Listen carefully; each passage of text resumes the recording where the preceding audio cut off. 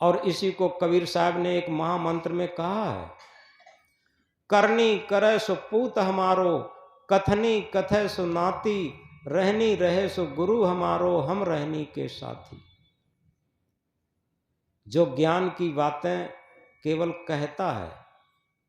कहता है करता नहीं, मौके बड़े लवार,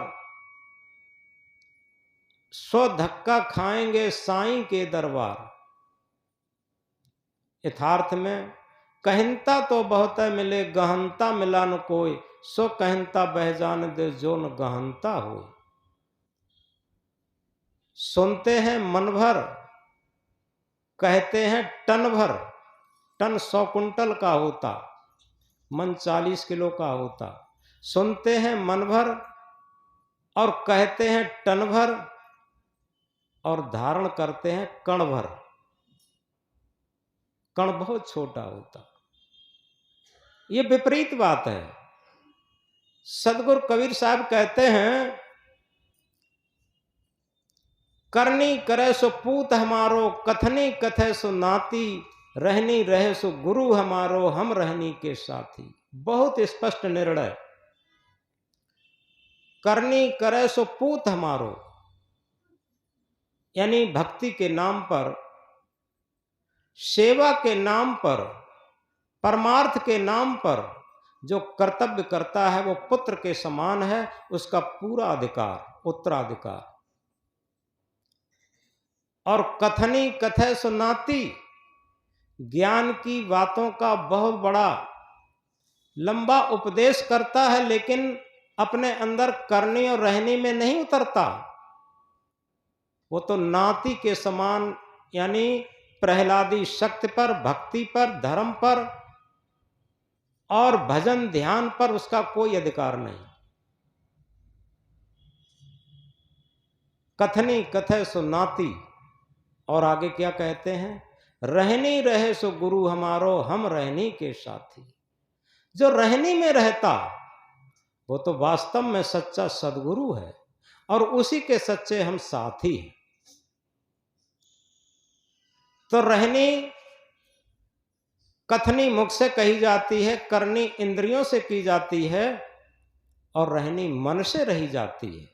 जब हमारा मन रहनी में परिपक्व होने लगे तो हमारे अंदर प्रहलादी शक्ति जागृत हो जाती है, और हमारे अंतःकरण का जो हिरण्यकश्यप राक्षसीपन है वो खत्म हो जाता, और वासनाओं की होली, इच्छाओं की होली, तृष्णाओं की होली जल के खत्म हो जाती।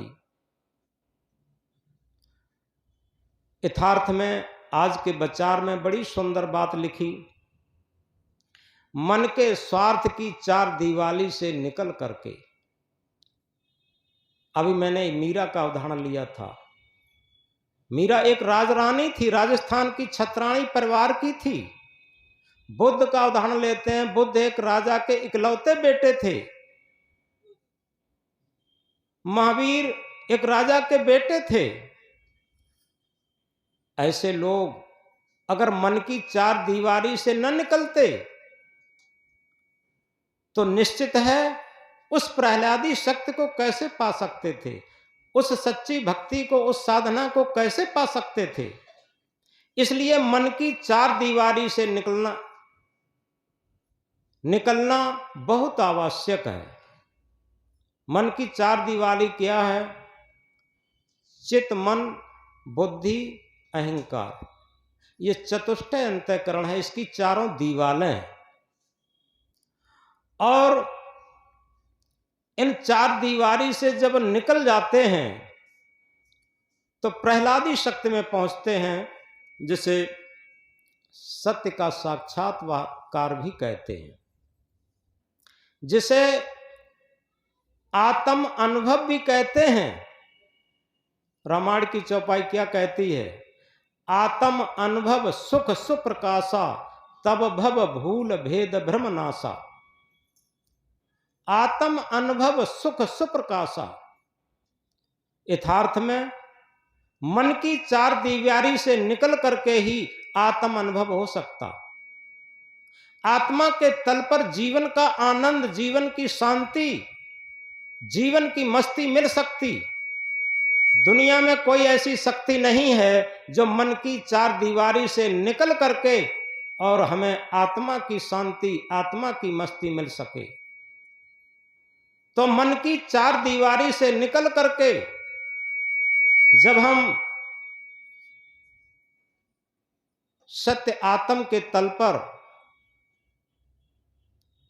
कुछ श्वासें जब बिताना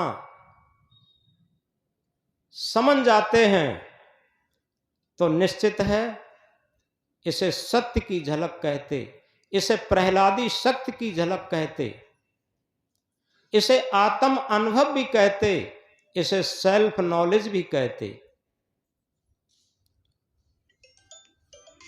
तो इस प्रकार अगर जीवन में हम कुछ प्राप्त करना चाहते हैं तो हमें कुछ खोना पड़ेगा। ये सिद्धांत होता है। एक तरफ हम कुछ खोते हैं तो एक तरफ कुछ हम प्राप्त करते हैं। क्या खोना है, क्या पाना है? एक जगह 3 मित्र बैठे हुए थे। एक मित्र ने कहा कि भैया, आपस में बात की कि भैया आज मैं क्या बताऊं, आज कुछ तंगहाली में अपना जीवन हम व्यतीत कर रहे हैं। अगर हम अपने पुरखों की बात बताएं, अपने दादा की बात बताऊं, तो हमारे दादा लाखों रुपया छोड़ करके खत्म हुए थे, लेकिन क्या करें, आज हम तंगहाली में जीवन व्यतीत कर रहे हैं। दूसरा मित्र क्या कहता है? दूसरे मित्र ने कहा कि अरे भैया बात न पूछो, इसकी बात मत पूछो। अगर हम अपनी बात बताएं तो हमारे दादा तो करोड़ों रुपया छोड़ करके खत्म हुए थे, इसकी बात क्या बताते। अब इसके बाद वो तीसरा लड़का जो रह गया था वो चुपचाप बैठा रहा, वो कुछ नहीं बोला।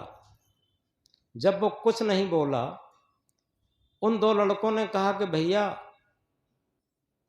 तुम कुछ बताओ, तुम्हारे दादा, तुम्हारे बाबा कितना छोड़ के खत्म हुए थे, कैसा हाल था? वो लड़का कहता है कि भैया न पूछो, वही अच्छा है, हम क्या बताएं। अरे कुछ न 1000-2000 तो छोड़ के खत्म हुए होंगे। ये कहे कि 1000-2000 तो छोड़ के खत्म हुए होंगे। जब बहुत कुरेदा, बहुत कुरेदा, बहुत कुरेदने पर वो बोला बड़ी शांति में, बड़ी शालीनता में कि भैया आप क्या याद दिलाते हो पिछली बात को। वो कहते हैं जो बीत गया फिर उसका नहीं ठिकाना, वो मोक्ष मार्गी समल समल के जाना। उसकी क्या बार बार याद दिलाते हो, क्या छोड़ के गए, क्या छोड़ के गए। अगर हम सच बताऊं तो आप लोग मानोगे नहीं, ये कहा। तो अब उन लोगों को और उत्सुकता बढ़ गई। अरे भैया सच बताओ, मानेंगे क्यों नहीं, बताओ तो जरा, क्या छोड़ के गए। तो वो लड़का कहता है कि क्या छोड़ के गए, जब मेरे दादा खत्म हुए थे तो सारा संसार ही छोड़ के लिए चले गए थे। अब देखो उसकी बात कितनी मोस्ट इंपॉर्टेंट थी और बड़ी शालीनता की थी। पहले 2 लोगों की बहुत अहंकार की बात थी, लेकिन उसका कोई अहंकार नहीं था। इसी तरीके से हमें कुछ खोना है। क्या खोना है? हमें जो कुछ आज तक मिला है, शरीर से लेकर संसार तक, मकान महल से लेकर प्रॉपर्टी तक, जो कुछ मिला है वो कुछ पुरखों का रहा है, कुछ हमारा सदप्रयास रहा है। जब शरीर ही हमारा नहीं है तो शरीर से संबंधित प्राणी पदार्थ, महल मकान, धन सोना चांदी, इसका क्या अहंकार किया जाए। अभी आंख मिच जाए तो सारा संसार छोड़ के जाना पड़ेगा कि नहीं जाना पड़ेगा, बताओ। और उससे ही पहले हम ये सोच लें, विचार लें कि हमारा सच्चा धन, सबसे पहला धन ये है क्या जीवन जीने की सही कला मुझे मालूम हुई कि नहीं हुई। धन पैदा करने की कला मेरे अंदर बहुत है, बहुत धन पैदा कर सकते। लोग क्या कहते हैं कि भैया अगर हम मिट्टी को छू लें तो मिट्टी सोना हो जाती। ये अहंकार है। मिट्टी को छू लें मिट्टी सोना हो जाती, ये अहंकार है। सच बात ये है, ये सब परिवर्तन है। इस परिवर्तन को जो देख लेता, बड़े बड़े राजा महाराजे, आज मैनपुरी का जो राजा का किला है, राजा तेज सिंह का किला, वो चारों तरफ से खंडहर है। कितनी ऊंचाई पर बना होगा, कितना बड़ा किला होगा, आज भी हम देख सकते। और जहां जहां खेड़े हैं, किला हैं, वहां देखें जा करके, वो भी किसी दिन राजा महाराजा रहे होंगे, कितना सोना चांदी, कितना रुपया पैसा रहा होगा। आंख मिचते ही आखिर क्या हुआ होगा। कल एक संत खत्म हुए, उनकी समाधि लगा के आए, वो यहां आते थे। प्रकाश दास साहब नाम से थे, दुबले पतले थे। हालांकि उनके अंदर कोई लोभ लालच स्वार्थ नहीं था, बड़ी निष्काम भावना थी। कल उनका शरीर छूट गया, उनकी समाधि लगाई, तो समाधि लगाने पर ही ये सारा चिंतन भी चल रहा था। जैसे आज इनको लोग, हम ही स्वयं समाधि में लगा रहे हैं, ऐसे ही कल हमारे शरीर को कोई समाधि में लगाएगा। ये क्या है, ये खोना है कि हम समझ लें जिसने मृत्यु को और इष्ट को, दो चीजों को हमेशा याद कर लिया, उसके अंदर प्रहलादी शक्ति जागृत हो गई। हिरण्याकश्यप का राक्षसीपन चला गया। अगर प्रहलादी शक्ति हमारे अंदर आएगी तो हिरण्याकश्यप राक्षसीपन हमारे अंदर से चला जाएगा। जो चमक पर मरता, जो भौतिक सुखों पर मरता, ये भौतिक सुख बहुत क्षणिक हैं। यथार्थ में इन सुख के पीछे ही हमारा जीवन पूरा बर्बाद होता, याद रखें।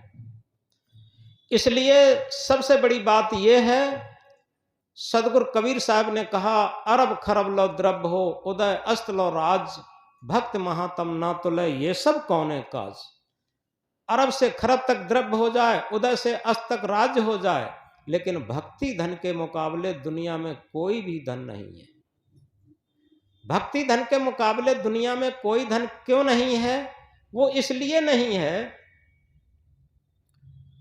किसी बूढ़े आदमी को देखो, धनी और बूढ़े, धनी भी हो और बूढ़ा भी हो। मैंने कई लोगों को देखा, धनी लोग पैसा खर्च करके उसे वृद्धा आश्रम में छोड़ आते और वहां बेचारा तड़फता रहता, दुखी रहता। आखिर क्या धन काम आया, क्या महल मकान काम आया? ये जीते जी, मरने पर तो छूटता ही, जीते जी छोड़ देते। और मैंने देखा है ज्यादा जो अप टू डेट परिवारों को, वो बड़े बूढ़े को किसी नौकर के सहारे छोड़ देते और उनसे कोई मिलना नहीं, जुलना नहीं, बात नहीं करना, कुछ नहीं। अब बताओ क्या है ये? तो इसलिए इन सब बातों को इस महान पर्व पर सोचते हुए हमें क्या करना है? केवल अपने अंदर का अहंकार गलाना है। ये पर्व अहंकार गलाने का है, याद रखें। हमारे पुराने जमाने में जब होली होती थी तो लोग गले से मिलते थे और अहंकार नहीं रखते थे, आपस में कोई गिला शिकवा नहीं रखते थे। कुछ किसी से कुछ हो भी जाता था, उसे भी खत्म करके और गले से नहीं, हृदय से मिलते थे। आज तो लोग गले से भी नहीं मिलना चाहते। वैसे इंटरनेट का जमाना है, आज लोग मिले हुए हैं एक दूसरे से ऊपर से, क्योंकि इतने वाहन हो गए। पहले कहीं रिश्तेदारी में भी जाते थे, दूरी पर होती थी तो 8-8 दिन लग जाते थे, पैदल यात्रा थी। और अब क्या है, अब एक दिन में कई रिश्तेदारियां घूम सकते, इतना सुपरफास्ट सफर हो गया है। और